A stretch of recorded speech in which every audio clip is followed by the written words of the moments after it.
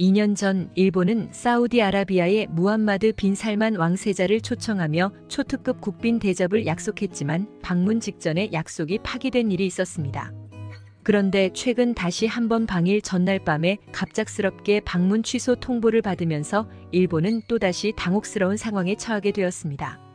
일본 국민들은 이제 외교적 모욕이라며 분노를 표출하고 있으며 일본을 제쳐두고 한국을 더 챙기는 이유가 무엇이냐며 억울해하고 있습니다.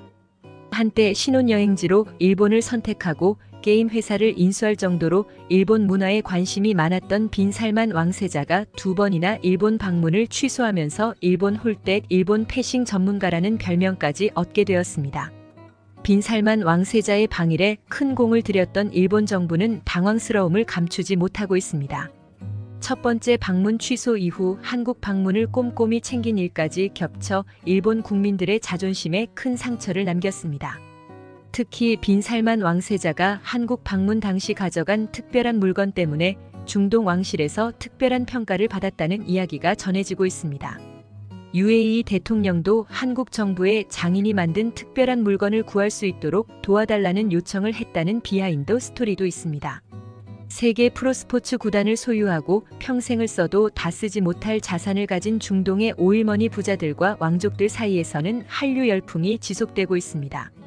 이들은 한국에서 특별한 장인을 모셔가거나 명품을 사재기하는 등 한국 제품에 대한 높은 관심을 보이고 있습니다. 우아하면서도 신비로운 색감에 매료된 중동의 공주들을 중심으로 한국을 방문하는 일이 잦다고 합니다. 원하는 것을 모두 가질 수 있는 세계 최강 부자들이 한국에서 백지 수표를 뿌리며 찾는 그 특별한 것은 과연 무엇일까요? 오늘은 빈 살만 왕세자가 아랍에 심은 한류의 씨앗과 함께 중동에 불고 있는 한국의 자개 공예 열풍 그리고 서양에서도 명품으로 인정받기 시작한 이 흐름에 대해 소개해 드리려고 합니다. 재작년 가을 빈 살만 왕세자는 서울 명동 롯데 호텔에서 아침 식사와 오후 차담회를 할 때 사용할 식기에 무려 1억 원어치를 썼다고 합니다.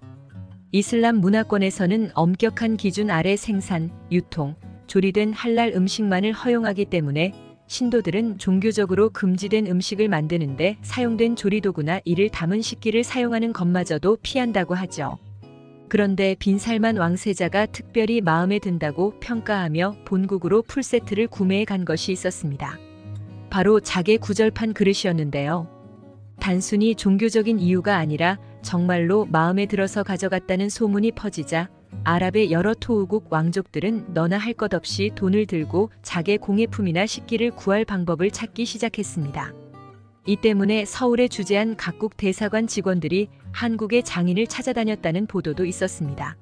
사실 이런 유행은 중동과 한국의 오랜 인연에 기인한 것이기도 합니다.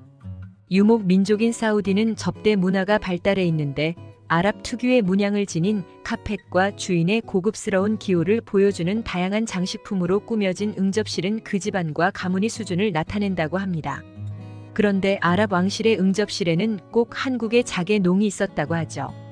과거 자개 기술은 한국과 사우디, 이란 등지에서만 보였는데요.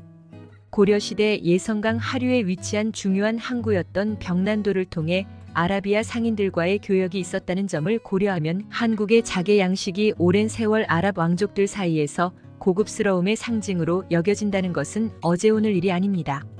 그 전통과 취향이 현대에도 이어지고 있는 것이죠. 또 다른 세계적인 큰손인 아랍에미리트의 알라흐얀 대통령도 자개와 관련한 특별한 행보를 보이고 있습니다.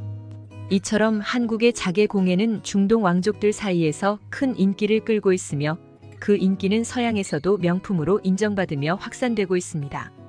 한국을 처음으로 방문한 UAE 대통령은 만냥 돈으로도 구할 수 없는 장인의 자개장을 어떻게 구할 수 있는지 알아봐 달라고 요청했다는 이야기가 있습니다. 마음만 먹으면 재벌 총수를 집합시켜 투자를 논할 수 있고 그 규모도 한마디에 40조 원을 넘나드는 천문학적인 숫자를 움직일 수 있는 사람도 중요하게 생각하는 분야인 셈입니다. 하지만 한국의 자개 기술에 대한 수요는 왕족들 사이에서만 일어나는 것이 아닙니다. 서양인들 눈에도 자개의 아름다움이 돋보이는 것 같습니다. 은은하면서도 신비한 빛을 반사하는 자개는 싸구려 플라스틱으로 흉내낼 수 없습니다. 진주만 해도 그렇습니다. 가짜 진주는 꽤 괜찮아 보이지만 진짜 멋진 진주는 영롱한 빛의 반짝임으로 사람을 매료시킵니다. 세계 최고의 럭셔리 시계를 제작하는 롤렉스 디자이너들도 자개의 매력에 빠졌습니다. 물론 유럽에서도 자개는 마더 오브 펄이라 불리며 오랜 세월 고급 장식으로 사용됐습니다.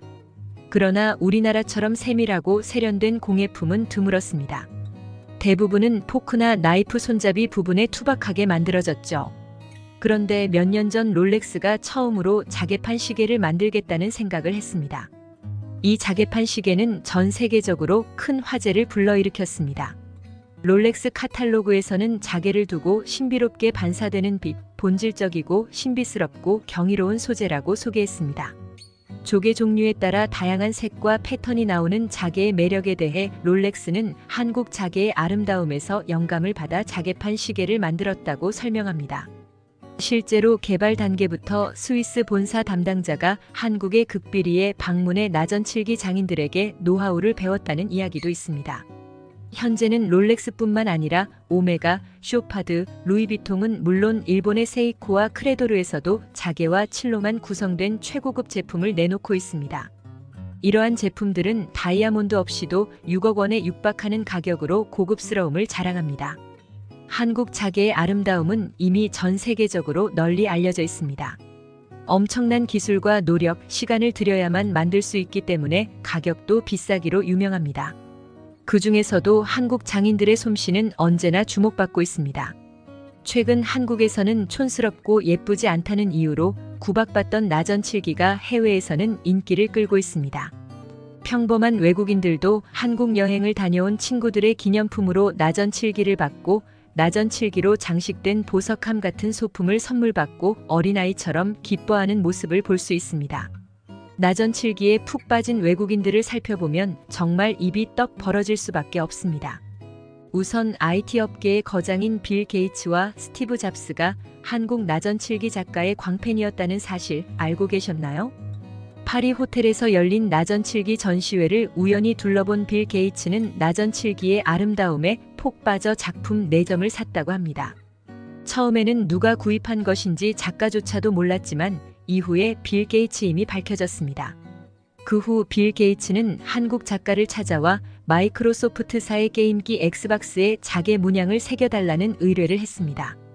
그는 개당 1억 원을 지불했고 작품을 크게 만족한 빌 게이츠는 선물로 몇 개를 더 주문했다고 합니다. 이뿐만이 아닙니다.